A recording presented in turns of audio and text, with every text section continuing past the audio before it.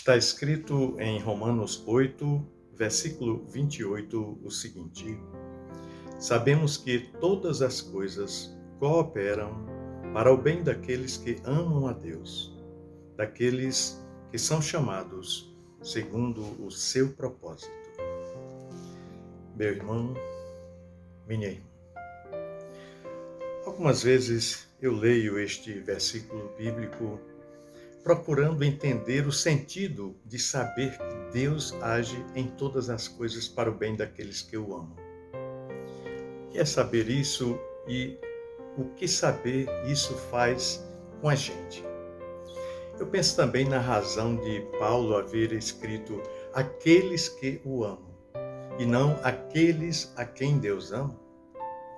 Penso sempre que deveria depender do amor de Deus e não do meu amor, para que Deus haja em todas as coisas para o meu bem.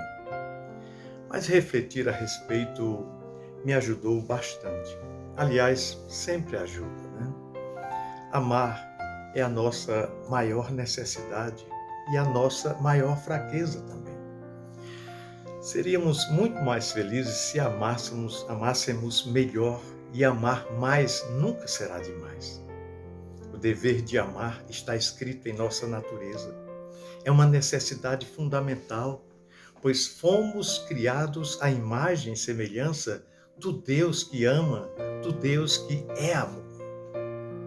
Contradizer isso é nosso maior pecado e engano.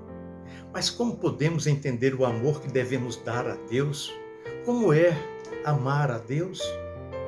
Amar a Deus tem a ver com algo cuja fé é um aspecto, ou seja, começamos a amar a Deus crendo nele. O amor a Deus começa com a fé, e crer em Deus significa confiar nele ao ponto de submeter-se a ele. Quando nos submetemos a Deus, estamos no caminho de amá-lo. Amamos a Deus confiando em sua vontade, em seu caráter, em suas intenções. Amamos a Deus celebrando a sua grandeza, a sua perfeição e, sobretudo, deleitando-nos em seu amor. Esses são exemplos de como amamos a Deus. E tudo isso vai nos colocando sob sua influência para que Ele realize o melhor por nós e por meio de nós. Olha, Deus trabalha para o bem daqueles que o amam, porque são estes que se colocam sob sua influência para serem guiados e cuidados por Ele. Deus age para o bem em meio a toda e qualquer circunstância, pois o modo como realiza o melhor não é por meio da mudança das circunstâncias que nos envolvem. Não.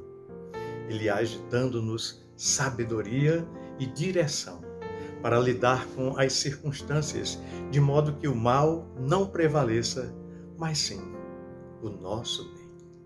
É assim.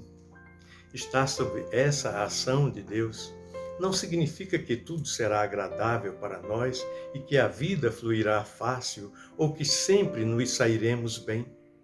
Não. Significa, sim, que poderemos seguir melhores apesar de qualquer coisa. Poderemos continuar seguros em suas mãos. Nem sempre entenderemos a ação de Deus e em algumas situações será como se Deus nada estivesse fazendo. Mas Deus sempre está agindo para o bem dos que o amam e seu silêncio não é o mesmo que sua ausência. Muitas vezes no silêncio é que Deus está de fato trabalhando em nosso favor. Porque Deus nos ama, Ele nos possibilita amá-lo e mesmo na precariedade do nosso amor, experimentaremos o seu cuidado. O apóstolo Paulo recebeu o cuidado divino e compreendeu que, em meio aos seus descaminhos e fraquezas, em meio a lutas, naufrágios e prisões, Deus sempre agiu e age nas circunstâncias mais improváveis e promoveu. No final, sempre Paulo constatava que Deus havia promovido algo bom. Creia assim, meu irmão, creia assim também. Ame a Deus, pois o nosso Deus continua a agir em todas as coisas para o bem daqueles que o amam, daqueles que são chamados segundo o seu propósito. Pensemos nisso. No amor de Cristo. Amém.